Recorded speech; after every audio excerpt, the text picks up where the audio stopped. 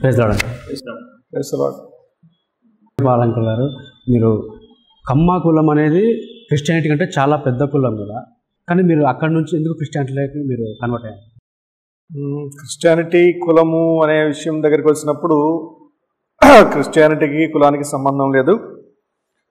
కుల వ్యవస్థ వేరు. క్రైస్తవ్యం అన్నిటికంటే గొప్పదని నేను నమ్ముతాను. ఇప్పుడు ఒకప్పుడు తెలియని పరిస్థితుల్లో కులాలను ఎక్కువగా మాట్లాడుతుండేవాడిని, కులం గొప్పది అనుకునేవాడిని. కానీ యేసు ప్రభుని నమ్మడానికి గల ముఖ్య కారణం ఏంటంటే, నా మరణం తర్వాత జీవితం గురించి ఆలోచించినప్పుడు, దాన్ని గురించి సుదీర్ఘంగా ఆలోచన చేసినప్పుడు అన్ని మత గ్రంథాల వైపు ఆలోచించాను.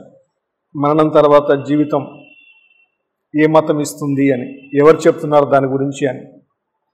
క్రైస్తవ్యంలో మాత్రమే మరణం తర్వాత జీవితాన్ని గురించినటువంటి సత్యము ఉంది. తర్వాత దానికి రుజువులు ఉన్నాయి. దాని గురించి ఎక్కువగా ప్రస్తావించడం జరిగింది. అందువల్ల నేను క్రైస్తవ్యం పట్ల ఆకర్షితున్నయ్యాను. కాబట్టి నాకు కులం కంటే జీవితం ముఖ్యం. కాబట్టి కులాన్ని గురించి పెద్దగా ఆలోచించలేదు. అప్పుడు నిత్య జీవాన్ని గురించి ఎక్కువగా ఆలోచించాను, మరణం తర్వాత ఉన్నటువంటి జీవితాన్ని గురించి. అందుకాబట్టి నేను యేసు ప్రభు నమ్ముకుని క్రైస్తవునయ్యాను. కులం అనేది చాలా లీస్ట్ ప్రయారిటీ. యేసు ప్రభు నమ్మిన తర్వాత ఇంకా కులం లేదు. మరి మీరు క్రిస్టియానిటీలోకి వచ్చినప్పుడు మీ ఇంట్లో వాళ్ళు కానీ మీ బంధువులు కానీ ఎవరేమనలేదు? మొదట్లో ఖచ్చితంగా అంటారు. ఎందుకన్నారు? ఖచ్చితంగా అభ్యంతరాలు ఉన్నాయి. మొదట్లో చాలా అభ్యంతరాలు వ్యక్తం చేశారు, చాలా ఇబ్బంది పెట్టారు. కొంతమంది బంధువులు మాట్లాడడం మానేశారు, కొంతమంది దూరంగా పెట్టారు, కొన్ని సంవత్సరాల పాటు పలకరించలేదు. ఇవన్నీ ఉండినాయి. కానీ మా ఇంట్లో వ్యక్తిగతంగా మాత్రం మా అమ్మ నాన్న నేను కన్విన్స్ చేసుకున్నాను. అంటే నేను కన్విన్స్ చేసుకోవడం అనేది నా గొప్పతనం కాదు. పరిశుద్ధాత్మ ప్రార్థన చేశాను, పరిశుద్ధాత్మ దేవుడు వాళ్ళ మనసు మార్చాడు. నేను ప్రభు నమ్మిన తర్వాత కొన్ని నెలలకు బాప్తిసం తీసుకున్న సమయానికి వాళ్ళని కన్విన్స్ చేయగలిగాను. అంటే వాళ్ళు అప్పటికి ప్రభు నమ్మలేదు, కానీ నా బాప్తిస్తానికి మాత్రం మా అమ్మ అటెండ్ అయింది. ఆమె యొక్క ప్రజెన్స్లోనే నేను బాప్తిసం తీసుకున్నాను. ఓకే, మీరు కన్వర్ట్ అయిన తర్వాత మళ్ళీ ఇక్కడ పాస్టర్ కావడానికి మీకు మోటివేషన్ ఏమొచ్చింది? మోటివేషన్ ఏంటి మీరు పాస్టర్ కావడానికి, చర్చి స్థాపించడానికి? 94లో యేసు ప్రభు నమ్ముకున్నాను. డిసెంబర్ 18వ తేదీ బాప్తిసం తీసుకున్నాను. నేను అప్పుడు ఒక జూనియర్ కాలేజీలో హాస్టల్ వార్డెన్గా వర్క్ చేస్తూ ఉన్నాను. నా జాబ్ చేస్తూ సంఘానికి అటెండ్ అవుతూ, ఉపవాస ప్రార్థనలకు అటెండ్ అవుతూ, సువార్తకు అటెండ్ అవుతూ ఉండేటువంటి వాడిని. 96వ సంవత్సరంలో ఫిబ్రవరి 16వ తారీఖున నేను హైదరాబాద్లో ఒక కాన్ఫరెన్స్కి అటెండ్ అయినప్పుడు, అక్కడ 100 మంది కూర్చొని ఉన్నాం, వాక్యం వింటూ ఉన్నాం. వాక్యం చెబుతున్నటువంటి స్పీకర్ నా దగ్గరికి వచ్చి నా తల మీద చేయబెట్టి ప్రార్థన చేసి, నిన్ను సేవకు దేవుడు ఏర్పాటు చేస్తున్నాడు, పిలుస్తున్నాడు అని 1 తిమోతి పత్రిక 2వ అధ్యాయం 7వ వచనం ప్రవచనం చెప్పి స్లిప్ మీద రాసిచ్చి వెళ్ళాడు. నేను సంఘానికి వెళుతున్నటువంటి పాస్టర్ గారికి ఈ విషయాన్ని చెప్పినప్పుడు ఆయన నిన్ను దేవుని సేవకు పిలుస్తున్నాడు అని చెప్పాడు. సో మా ఇంట్లో ఉన్నటువంటి బాధ్యతల రీత్యా నేను పూర్తికాలపు సేవకు రావడానికి పెద్దగా ఆసక్తి చూపలేదు అప్పుడు, 96 ఫిబ్రవరి నుండి. అయితే 98 వరకు, జూన్ జూలై మాసం వరకు, ఆ సమయంలో ఆ 2 సంవత్సరాల పాటు నేను చాలా ప్రయత్నాలు చేశాను ఉద్యోగం కొరకు, లేదా కొన్ని పనులు చేయడం కొరకు. ఉన్న ఉద్యోగం మానేసి, కానీ నష్టపోయాను. కానీ ఆత్మీయంగా బాగా పౌరుషంగా ఉన్నాను, రోషంగా ఉన్నాను, పరిశుద్ధంగా ఉన్నాను. ఎందుకు నేను చేసిన ప్రతి ప్రయత్నంలో విఫలమవుతున్నాను అన్న ఆలోచన చేసి ఉపవాస ప్రార్థన చేయడం మొదలుపెట్టాను. ఓ రోజు 4 దినాలు ఉపవాసం చేసిన తర్వాత ఒకరోజు రాత్రి దేవుని స్వరం విన్నాను. నా కుమారుడా, నేను నిన్ను నా సేవకు పిలుస్తున్నాను అని ఆయన స్వరం ప్రత్యక్షంగా విన్నాను. ఆ రోజు తీర్మానం చేసుకున్నాను, నన్ను దేవుడు, ఆ విషయం గుర్తొచ్చింది. 96 ఫిబ్రవరి 16వ తారీఖున ప్రభు పిలిచాడు కదా, నేను విధేయత చూపించలేదు కదా అని. మరుసటి దినం మళ్ళీ మా పాస్టర్ గారికి ఆ విషయం చెప్పినప్పుడు ఆయన, ఇది దేవుని యొక్క పిలుపు, నువ్వు విధేయత చూపిస్తే ఆశీర్వదించబడతావు అని నన్ను కౌన్సిలింగ్ చేశాడు. సో ఆ పిమ్మట నేను పూర్తికాలపు సేవకి రావడం జరిగింది. మీరు చర్చి స్థాపించేటప్పుడు కూడా మీకు ఇలా చాలా ఇబ్బందులు ఎదురైనాయని విన్నాను నేను. అది నిజమేనా? ఎంతవరకు నిజం? నేను 98లో బైబిల్ కాలేజీకి వెళ్ళాను. 99లో 1 సంవత్సరం పాటే బైబిల్ కాలేజీలో నుండి వచ్చాను, విశాఖపట్నం నుండి. 99వ సంవత్సరంలో సలీం నగర్లో మొట్టమొదట ఒక సంఘం ప్రారంభించాను. మందిరం కట్టాం. మందిరం ప్రారంభోత్సవం రోజునే నా వివాహ దినం కూడా, వివాహం చేసుకున్నాం మందిర ప్రారంభ దినమునే. పరిచర్య ప్రారంభించాను 99 డిసెంబర్ 11వ తారీఖున. 2001వ సంవత్సరానికంతా సంఘం చాలా అభివృద్ధి చెందింది. దాదాపు 150 మంది విశ్వాసులతో సంఘం వర్ధిల్లింది. 2001వ సంవత్సరం డిసెంబర్లో ఆచార్య ఆర్ఆర్కే మూర్తి గారితో ఒక పెద్ద సువార్త సభ ఏర్పాటు చేశాం. క్రిస్మస్ వేడుక మున్సిపల్ హై స్కూల్ గ్రౌండ్స్లో, నంద్యాలలో మున్సిపల్ హై స్కూల్ గ్రౌండ్లో అంతమంది, అన్ని వేల మంది రావడం. అప్పటి ఎంపీ భూమా నాగిరెడ్డి, ఎస్పీవి రెడ్డి, పుర ప్రముఖులు అందరూ వచ్చారు. చాలా అద్భుతమైన పరిచర్య జరిగింది. ఆ మరుసటి దినమే నేను ఏదైతే సంఘాన్ని కట్టానో ఆ సంఘం స్థలం వేరే వాళ్ళది కాబట్టి వారికి అది ప్రాధాన్యత ఇవ్వలేదనే ఉద్దేశంతో వారు నన్ను ఆ సంఘం నుంచి బయటకు వెళ్ళమన్నారు. మొదటిసారి అక్కడ శ్రమ ఎదుర్కొన్నాను. సో 2001 డిసెంబర్, 2002, 2003 2 సంవత్సరాలు కూడా మేము ఒక చిన్న అద్దె ఇంట్లో ఉండి అదే ఇంట్లో ఆరాధన జరిపించాం. 2003వ సంవత్సరంలో అక్టోబర్ నెలలో మేము పద్మావతి నగర్లో మళ్ళీ మందిరం కొరకు స్థలం కొన్నాం.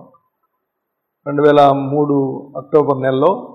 డిసెంబర్ నెలలో 2003లో డిసెంబర్ నెల 4వ తారీఖున చిన్న మందిరం కట్టడం ప్రారంభించి 21వ తారీఖు అంతా కేవలం 16 రోజుల్లో మందిరాన్ని పూర్తి చేసి మళ్ళీ ఆచార్య ఆర్ఆర్కే మూర్తి గారిని పిలిచి ప్రారంభించాం. ఈ 16 రోజుల్లో చాలామంది అభ్యంతరాలు వ్యక్తం చేశారు. పగలపూట మందిరం కట్టడానికి వచ్చి ఈ పద్మావతి నగర్ సొసైటీ సెక్రటరీ వాళ్ళు, ప్రెసిడెంట్ వాళ్ళు, చుట్టుపక్కల ఇరుగు పొరుగు వాళ్ళు, మున్సిపాలిటీ వాళ్ళు రకరకాల అభ్యంతరాలు తెలియజేశారు. అభ్యంతరాలన్నింటినీ దేవుని కృప వల్ల ఎదుర్కొంటూ రాత్రిపూట్ల చిన్న చిన్న లైట్లు పెట్టుకుని మందిరం కట్టి కంప్లీట్ చేసి ప్రారంభించిన తర్వాత ఇక ప్రజలు, ప్రెసిడెంట్ గారు అయితేనే వాళ్ళైతేనేమి, ఇక సౌండ్ పెట్టొద్దండి, మీరు చిన్నగా చేసుకోండి అని చెప్పారు. మేము కూడా దానికి సౌండ్ తగ్గించి పెట్టుకోవడానికి, మేము ప్రజలకు అభ్యంతరం కలగకుండా ఉండాలని మా ప్రయత్నం కూడా. ఎవరికి అభ్యంతర కారణం కాకూడదు, కానీ దేవుని మహింపరచాలి. అలా మొట్టమొదట ఇక్కడ షెడ్తో మందిరం ప్రారంభించబడింది. 7 సంవత్సరాలు షెడ్లోనే మందిరంలో ఆరాధన చేశాం. 2010వ సంవత్సరం ఏప్రిల్ ఈస్టర్ అయిన తర్వాత ఈ షెడ్ తీసివేసి పర్మనెంట్ బిల్డింగ్ కట్టడానికి ప్రయత్నం చేశాం. ఆ ప్రయత్నం చేస్తున్నప్పుడు మున్సిపాలిటీ వాళ్ళు వచ్చి మొదట ఆటంకం చేశారు.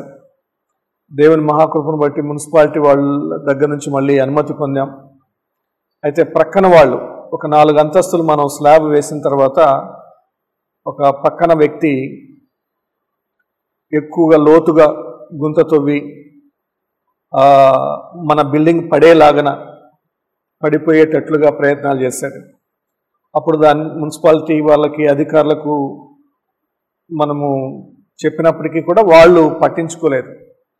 కారణం ఏంటంటే అతనికి అధికారము, రాజకీయ పలుకుబడి, వీటన్నిటిని బట్టి 2010 ఏప్రిల్లో అట్లా మనం బిల్డింగ్ స్టార్ట్ చేసి 4 స్టైర్స్ స్లాబ్స్ వేసిన తర్వాత సెల్లార్ తీయిస్తానని పక్కన అతను సెల్లార్ తీయడానికి ప్రయత్నం చేస్తూ మన బిల్డింగ్ పడిపోయేటట్లుగా దగ్గరగా మన పిల్లర్స్ కంటే కిందకు వెళ్ళిపోయి 20 ఫీట్ కిందకు తవ్వాడు. దానివల్ల మన బిల్డింగ్ ప్రమాదం వచ్చింది. కారణం ఏంటంటే మనం ఇక్కడ చర్చి కట్టకూడదని, మనం ఇక్కడ ఉండకూడదని. వాళ్ళు అడిగేది ఏంటంటే పద్మావతి నగర్లో ఒక్క క్రైస్తవుడు కూడా ఇల్లు లేదు. 544 ఫ్లాట్స్ ఉన్నాయి ఇక్కడ, ఒక్క క్రిస్టియన్కి కూడా ఇల్లు లేదు. ఇక్కడెందుకు మీరు చర్చ్ కడుతున్నారు అంటారు. అయ్యా, మీ కొరకే ప్రార్థించడానికి, మీ క్షేమం కొరకే మేము ఇక్కడ ఈ ప్రాంతంలో ఉండబోతున్నామంటే, మీరు క్రైస్తవులు ఇక్కడ ఉండడానికి వీల్లేదు, ఊరి బయటకు వెళ్ళిపోండి, ఎక్కడన్నా దూరంగా కట్టుకోండి, పద్మావతి నగర్లో అది మాది ధనవంతుల ప్రాంతం ఇది, కాబట్టి ఇక్కడ ఉండడానికి వీల్లేదని మనల్ని ఇబ్బంది పెట్టడం ప్రయత్నం చేశారు. సో అధికారుల దగ్గరికి వెళ్ళాం, అధికారులు ఏం చేయలేకపోయారు. అతనికి రాజకీయ పలుకుబడి, రాజకీయ అండదండలు ఉన్నాయి. చివరికి కోర్టుకు వెళ్లాల్సి వచ్చింది. అయితే ఈలోపు అతను నా మీద మున్సిపాలిటీ వాళ్ళ చేత కేసు పెట్టించాడు. తర్వాత కోర్టుకు వెళ్ళానన్న ఉద్దేశంతో నేను కోర్టు నుంచి విరమించుకోవాలని, ఎందుకంటే అతను పర్మిషన్ లేకుండా కడుతున్నాడు. ఆ విషయం నేను హైకోర్టు దృష్టికి తీసుకువెళ్ళాను. హైకోర్టు వాళ్ళు అతన్ని మూసివేయమని, సెల్లార్ అంతా ఫిల్ చేయమని ఆర్డర్ ఇచ్చారు. దాంతో డిఎస్పీ నన్ను పిలిచి థ్రెట్ చేశాడు, ఫాల్స్ కేసు పెడతానని. నేను వినకపోయేసరికి నా మీద, మా కుటుంబ సభ్యులందరి మీద చివరికి రేప్ కేసు పెట్టారు. మా తమ్ముడు, నా భార్య 354 సెక్షన్ అని అట్రాసిటీ కేసు, నాన్ బెయిలబుల్ సెక్షన్తో కేసులు పెట్టారు మా అమ్మ అందరి మీద. సో అటువంటి చాలా కఠినమైన పరిస్థితులు ఎదుర్కొన్న ఒక దశలో అయితే బిల్డింగ్ వదిలిపెట్టి నేను, మా తమ్ముడు ఒక 4 days పోలీస్ కేసుని బట్టి, తర్వాత కొంతమంది అతని యొక్క అనుచరులు మమ్మల్ని కొట్టడానికి, మమ్మల్ని ఇబ్బంది పెట్టడానికి తరుముతున్నారు. సో అటువంటి పరిస్థితుల్లో ఊరు వదిలిపెట్టి వెళ్లాల్సి వచ్చింది. ఒకవైపు ఇంట్లో ఉంటే పోలీసులు అరెస్ట్ చేస్తారు, బయట తిరుగుతూ ఉంటే రౌడీలు కొడతారు. బయటికి వెళ్ళి 4 days అన్నీ సిద్ధం చేసుకొని మళ్ళీ కోర్టుకు వచ్చి యాంటిసిపేటరీ బెయిల్ తీసుకొని, సో అప్పుడు మళ్ళీ బిల్డింగ్లోకి వచ్చేసరికి వాళ్ళు ఆక్రమించుకున్నారు మా బిల్డింగ్ని. కానీ దేవుని మహాకృప, నేను మా తమ్ముడు వెహికల్లో వస్తూ ఉంటే మమ్మల్ని దూరం నుంచి చూసి వారు పారిపోయారు. మరి మా చుట్టూ ఏం కనిపించినా, ఎంతమంది కనిపించారో తెలియదు, కానీ వాళ్ళైతే వెళ్ళిపోయారు రౌడీ ముక్కలు.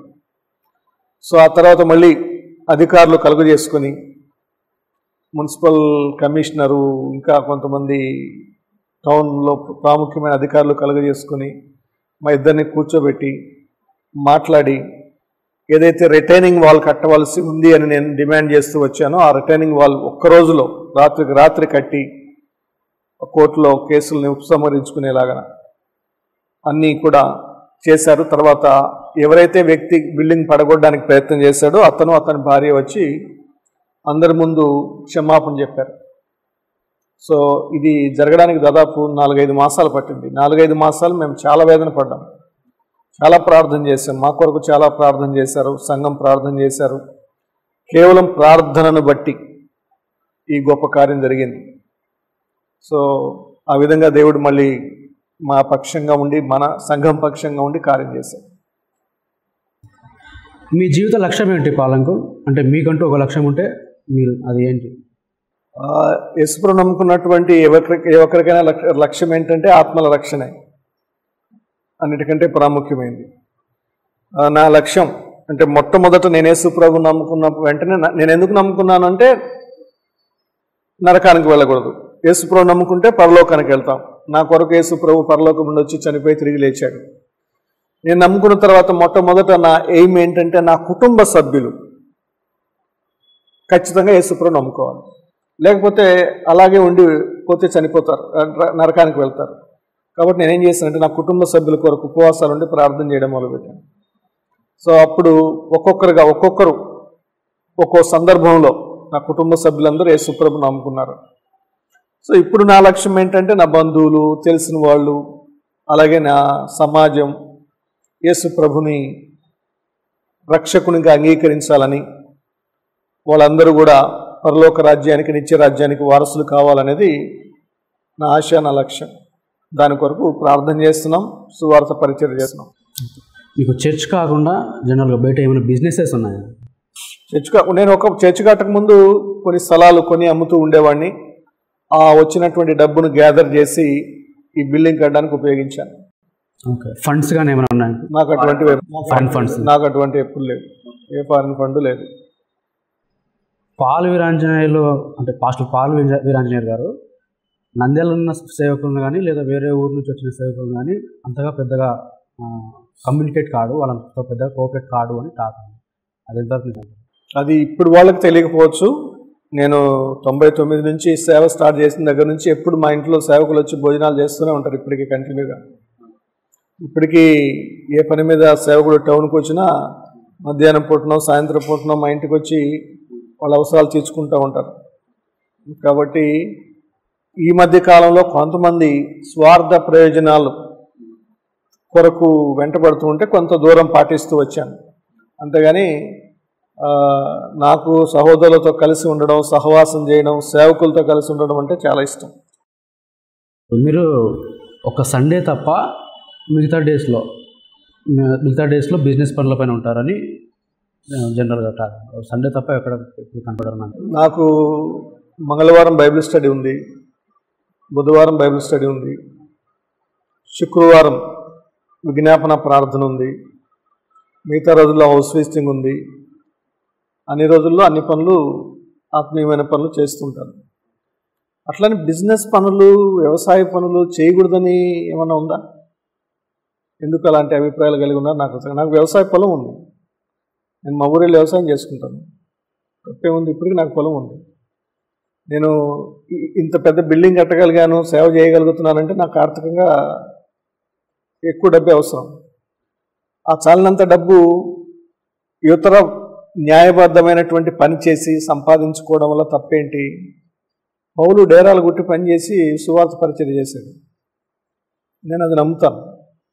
కాబట్టి కేవలం ఒకవేళ నేను అది మీరంటున్నట్టు వ్యాపారమో లేదా ఇంకో పనో నేను చేసి ఉండకపోతే ఇక్కడ ఇంత పెద్ద బిల్డింగ్ కట్టి ఉండేవాడిని కాదు. కాబట్టి నేను రెండింటిని బ్యాలెన్స్ చేసుకుంటున్నాను. నా పిలుపు సేవ, అందులో అనుమానమేం లేదు. అయితే నాది పౌలు పరిచర్యే. నేను పని చేస్తాను, సేవ చేస్తాను. సేవ అని చెప్పేసి ఆదివారం ఒకటి ఆరాధన చేసి శనివారం దాకా ఖాళీగా ఉండి ఏం పని లేకుండా ఉండేటువంటి పరిస్థితి ఉండదు. ఖచ్చితంగా నేను పని చేస్తాను. మిగతా సమయంలో నాకు టైం చిక్కినప్పుడు నా సొంత పని చేస్తాను. అలాగే ఆత్మీయమైనటువంటి పనులు, బైబిల్ స్టడీస్ కానీ, నేను అదిగాక రాష్ట్రాలు విపరీతంగా నార్త్ ఇండియాకి వెళ్తుంటాను క్యాంప్స్కి, స్వార్థ పరిచయకు. నాకు 2-3 బృందాలు ఉన్నాయి. ఆ బృందాలతో కలిసి నేను చాలా రాష్ట్రాలు తిరిగాను. మేము ఇమ్రీనా అని ఒక విజ్ఞాపన ప్రార్థన పరిచర్య ఉంది. ప్రతి నెల కొన్ని ప్రాంతాలకు వెళ్ళి విజ్ఞాపన ప్రార్థన చేస్తాం. చాలా దూర రాష్ట్రాలకు వెళ్తాం. ఇండియా చుట్టూ ఉన్నటువంటి దేశాలకు వెళ్తాం. నేను కొన్ని దేశాలు తిరిగాను. మన భారతదేశంలో కొన్ని రాష్ట్రాలు తిరిగాను. ఒరిస్సా ఎక్కువగా సువార్తకు వెళ్తూ ఉంటాను. ఉత్తరప్రదేశ్ వెళ్తూ ఉంటాను. మధ్యప్రదేశ్ వెళ్తూ ఉంటాను. కాబట్టి నేను ఊళ్ళో లేకపోతే నేను వ్యాపారాల మీద వెళ్ళినట్టు కాదు. సువార్త పరిచయ కొరకు బృందాలతో కలిసి వెళ్తుంటాను. చాలామంది రాష్ట్ర వ్యాప్తంగా చాలామంది సేవకుల బృందాలతో పరిచయాలు ఉన్నాయి. చాలా వాటిలో నేను సభ్యుడిగా ఉన్నాను. చాలా ఇండిపెండెంట్ చర్చెస్తో అలాంటి ఫెలోషిప్స్తో కలిసి పనిచేస్తూ ఉంటారు. మీరు నంద్యాలలో కాకుండా నార్త్ ఇండియాలో కూడా ఎక్కడో వర్క్ చేస్తూ ఉన్నారు మీరు చెప్తున్నారు. నార్త్ ఇండియాలో ఉత్తరప్రదేశ్లో పనిచేస్తాం, మధ్యప్రదేశ్లో పనిచేస్తున్నాం. రెగ్యులర్గా వెళ్తూ ఉంటాం. అక్కడ సేవకులను పిలిచి వాళ్ళకి 3 రోజులు 4 రోజులు ట్రైనింగ్స్ ఇస్తూ ఉంటాం. కొత్తగా అప్పుడే పరిచర్యలోకి వచ్చేటువంటి వాళ్లకు పరిచర్య విధానాలు నేర్పిస్తూ ఉంటాం. కొన్ని చోట్లకి వెళ్ళి సువార్త కూడికలు పెడుతూ ఉంటాం. ఒరిస్సాలో పనిచేస్తున్నాం. ఒరిస్సాలో ఎక్కువగా పనిచేసాం చాలా సంవత్సరాల నుంచి, 2013 నుంచి కంటిన్యూగా. ఈ కరోనా పీరియడ్లో తప్ప అది వరకు వెళుతూనే ఉన్నాం. అక్కడ బైబిల్ కాలేజీ కండక్ట్ చేస్తూ వచ్చాం, క్లాసులు కండక్ట్ చేస్తూ వచ్చాం. చాలామంది సేవకులు లేవనెత్తబడ్డారు. కాబట్టి ఇలాంటి పరిచర్లన్నీ మేము చేయగలుగుతున్నాం. మిగతా రోజుల్లో అన్ని నార్త్ ఇండియా స్టేట్స్కి చాలా వాటికి వెళ్ళాం. వ్యక్తిగతంగా వెళ్ళాం. ఇమ్రీనా ద్వారా కొన్ని రాష్ట్రాలు వెళ్ళాం. తర్వాత మేము కొంతమంది సేవకులము ఫ్రెండ్స్ని కలిసి భారంతో కలిసి ప్రార్థన చేసేవాళ్ళం. వాళ్ళందరం కలిసి కూడా టీమ్ ఇండియా అని చెప్పేసి మేము మిషన్ ఫర్ ఇండియా అనే పేరు మీద జస్ట్ ఏదో ఒక పేరు పెట్టుకుని, అదేమీ రిజిస్టర్డ్ ఆర్గనైజేషన్ ఏం కాదు. కొంతమంది పాస్టర్స్ విశాఖపట్నము, విజయవాడ, గుంటూరు, నరసాపురం, ఎవరి ఖర్చు వాళ్ళదే. మా స్వంత ఖర్చులతో మేము వెళ్ళి తలా కొంత ఖర్చు పెట్టుకొని అక్కడ ఉన్నటువంటి సేవకులను పిలిచి 3 రోజులు 4 రోజులు వాళ్ళకి అకామిడేషను, ఫుడ్ ఏర్పాటు చేసి వాళ్ళకి ట్రైనింగ్ ఇచ్చి వాళ్ళకి మా చేతనైనంత సహాయం చేసి వస్తాం. మళ్ళీ 6 నెలల తర్వాత మళ్ళీ వెళ్తాం, మళ్ళీ ఆ స్థలానికి మళ్ళీ వాళ్ళని బలపరుస్తాం, వాళ్ళు ఎలా ఉన్నారో విచారిస్తాం. అక్కడ స్థానిక ప్రజలైతే స్థానిక సంఘాలు కట్టడానికి వారికి పర్వాలేదు. మనం వెళ్తే కొన్ని ఉత్తర భారతంలో దేశంలోకి మనం వెళ్తే మనల్ని అనుమతించరు, తర్వాత మనల్ని హింసిస్తారు. స్థానికంగా వాళ్ళ ప్రజాజాతుల్లో, వాళ్ళ ప్రజా గుంపుల్లో, వాళ్ళ క్యాస్ట్లో, వాళ్ళ ఊరి స్వగృహం, వాళ్ళ నేటివ్ ప్లేస్ వాళ్ళైతే ఏ ఇబ్బంది ఉండదు. కాబట్టి వాళ్ళని పరిచయం చేయడానికి ప్రోత్సహిస్తాం మేము. మీ హెల్త్ కండిషన్ ఏంటి అంకుల్? అంటే మీ ఐస్కి ఆ ప్రాబ్లం ఏంటి? నాకు ice right from the birth problem ఉంది. తర్వాత రెటీనా బోత్ ఐస్కి డిటాచ్ అయింది. రెటీనా అటాచ్ చేసి సర్జరీ చేశారు 2006 సంవత్సరంలో, 2010లో, 2012లో అలా 5-6 సార్లు సర్జరీస్ అయినాయి. కాబట్టి నాకు విజన్ కొద్దిగా తక్కువ సైట్, కానీ దేవుని కృపను బట్టి కొనసాగుతున్నాను. నాకు షుగర్ ప్రాబ్లం కూడా ఉంది. అయితే వీటన్నిటిని అధిగమించి దేవుడు నా కృప నీకు చాలును అని దేవుడు బలహీనతలో బలపరుస్తున్నాడు. మీరు ఇంకా ఎంత ముందుకు వెళ్దాం అనుకుంటున్నారు అనుకుంటే ఈ పరిచర్యలో? సంఘానికి ఎంతమంది వస్తారు? కౌంట్ ఏమైనా పెంచుకుందాం అనుకుంటున్నారా, లేకపోతే? నాకు సంఘం యొక్క నంబరు నేను పెద్దగా ఎక్కువ ఆలోచించాను. సంఘానికి ఇప్పుడు మందిరం నిండా వస్తున్నారు. ఒకప్పుడు కరోనా లేని టైంలో 270 నుంచి 300 మంది వచ్చేవాళ్ళు దగ్గర. ఇప్పుడు కరోనా పీరియడ్ బట్టి కొంచెం తగ్గిపోయారు, కొంతమంది వస్తున్నారు. నాకు నంబర్ను గురించి నేను పెద్దగా ప్రాముఖ్యత లేదు నాకు, కానీ వివిధ ప్రాంతాల్లో ఆత్మల రక్షణ గురించి ముఖ్యంగా అన్యుల మధ్యలో పనిచేయాలని ఆశ. నాన్ క్రిస్టియన్స్ మధ్యలో, హిందూస్ మధ్యలో పరిచయం చేసి క్రైస్తవ్యం పట్ల వాళ్ళకున్నటువంటి చెడ్డ అభిప్రాయం, ఒకప్పుడు నాకు కూడా చెడ్డ అభిప్రాయం ఉండేది. ఈ విదేశీ దేవుడని, డబ్బులు ఇస్తారు మత ప్రచారం చేస్తే అని, ఇలాంటి అభిప్రాయాలు నాకు ఉండేవి ఒకప్పుడు ప్రభులోకి రాకముందు. ఇప్పుడు అదే అభిప్రాయాలు చాలామంది కలిగి ఉన్నారు. సో వాళ్ళలో నుండి అటువంటి అభిప్రాయాలు తీసివేసి యేసుక్రీస్తు యొక్క ప్రేమను వాళ్ళకి రుచి చూపించాలనేది నా యొక్క ఉద్దేశం. దాని కొరకు పనిచేస్తూ ఉంటాను. మీ ఫ్యామిలీ గురించి ఏమైనా చెప్పగలుగుతారా? ఫ్యామిలీ మా నాన్నగారు లేరు, నేను యేసుప్రభుని నమ్ముకున్న తర్వాత చనిపోయారు. అమ్మున్నారు, ప్రభుని నమ్మారు. నాకు తమ్ముడు, చెల్లి ఉన్నారు. అంటే చెల్లి చనిపోయింది 2006లో. తర్వాత ఆమె భర్త కూడా చనిపోయాడు. వాళ్ళకి 2 పిల్లలు ఉన్నారు. ఆ 2 పిల్లల్ని నా దగ్గరే ఉన్నారు. నేను, నా భార్య ఇంతవరకు గుడ్ షెపర్డ్ స్కూల్లో లాస్ట్ ఇయర్ అంటే 2021 ఫిబ్రవరి వరకు ఉద్యోగం చేస్తూ ఉండేది. ఈ మధ్య మానుకుంది. ఆమె కూడా పూర్తికాల పరిచర్యలో ఉంది.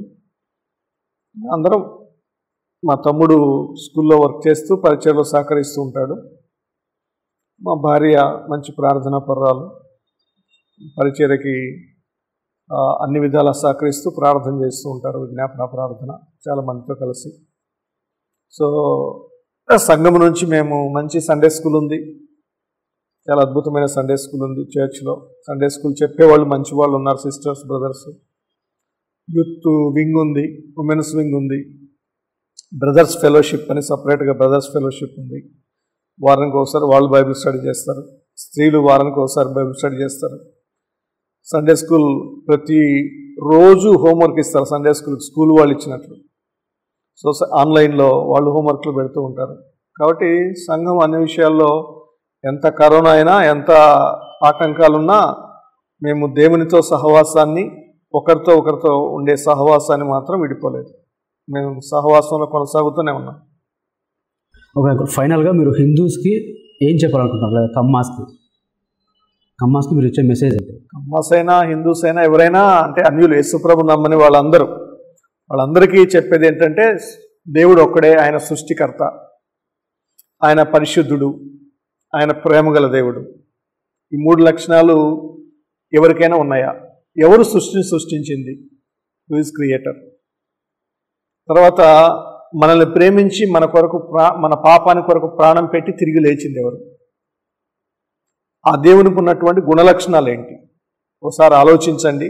అప్పుడు తప్పకుండా యేసుప్రభు దగ్గరికి వస్తారు. నాకు సువార్త చెప్పినటువంటి కొండారెడ్డి అనే ఆయన ఇదే లక్షణాలు చెప్పాడు. దేవుడు అంటే ఎవరై ఉంటారు ఆలోచించు అని. దేవుడు అంటే సృష్టికర్త అయి ఉంటాడు, దేవుడు అంటే ప్రేమించేవాడై ఉంటాడు, దేవుడు అంటే పరిశుద్ధుడై ఉంటాడు. అలా వెతుక్కుంటూ ఆ లక్షణాలు ఎవరికి ఉన్నాయా అని వచ్చాను. అవి యేసు ప్రభులోనే కనిపించాయి. కాబట్టి వెతకడం ప్రారంభిస్తే, పరిశీలిస్తే తప్పకుండా యేసుప్రభు దొరుకుతాడు. యేసుప్రభు దగ్గరికి రాగలం. కాబట్టి అందరూ యేసుప్రభుని నమ్ముకుని నిత్య జీవానికి వారసులు కావాలనేది నా యొక్క కోరిక, నా ఆశ. అది నేను ప్రజలకు ఇచ్చేటువంటి సందేశం.